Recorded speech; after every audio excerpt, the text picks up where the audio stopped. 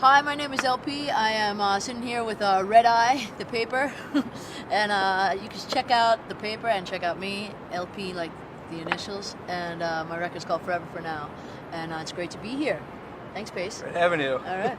First of all, Forever for Now, one of my favorite albums of the year. No way, really? It is that's so awesome. good. Thank you. I think in my review I said something that was just like one potential hit after another. Oh, that's very cool. Thank you. And I mean that in a good way. I feel like these days when someone acknowledges something as like a possible hit song or when something gets massive radio airplay, do you feel like it almost sometimes has a negative connotation? Yeah, I mean, I've done a couple of interviews and it was funny. It was a turning point for me because like the person was like, "So, you made a pop record," and I could feel the bile. Like I was like, "Ugh." And then I was like, and then after like 2 or 3 of those, I was just like, "Yeah, I made a pop record." What are you gonna do about it? Did they say it like a grandma that way? So, yeah, no, I don't. I just was very like kind of. It just felt a little accusatory to me. Maybe I was paranoid. Like pop is an insulting word. At this right, point. and I was thinking to myself like I'm a pop writer, you know what I mean, and I love pop songs. I think I mean, there's no way to get around the quirk that is myself, So, it's like quirkier, I guess, but it's also straight ahead pop. I mean, I just like songs that like hit you immediately and like lift you up. I mean, I just strive for that, So you're back in Chicago now. You had a show on Saturday here that was canceled, I think, rained out. Is that right? Yeah. Have you haven't been here since Saturday though, have you? I did a small little. I did JBTV last night, yesterday, and a couple people showed up. It's a small audience showed up. But Chicago.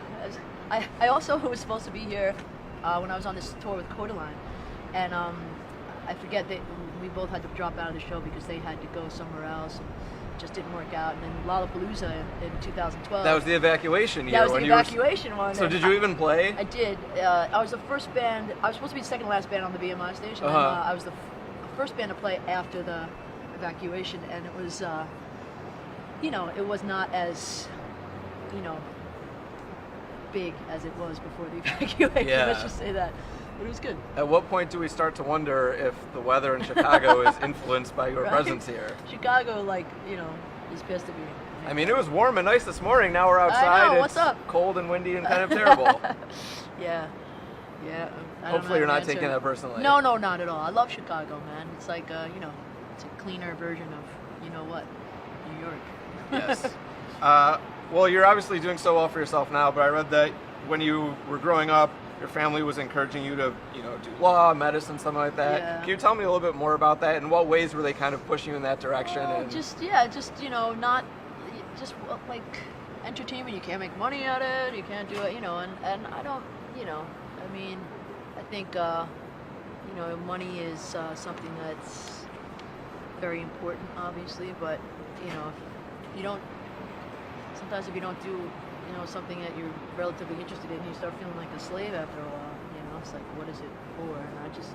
Did you ever think about going in one of those directions, or have my those? mom passed away when I was young, and I just was like, life is short, and I just feel like there's something about passion that excites me, and being passionate about what you do, and I've seen and met people that are, and I liked how they were. I mean, I didn't think my father was that happy, but I was like, you're a lawyer, you're not happy.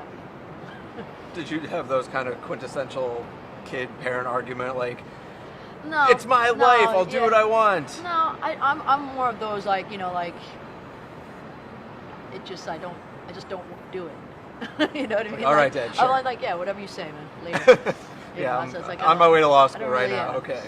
It's like, he's the first of many men I haven't listened to. Just kidding, man.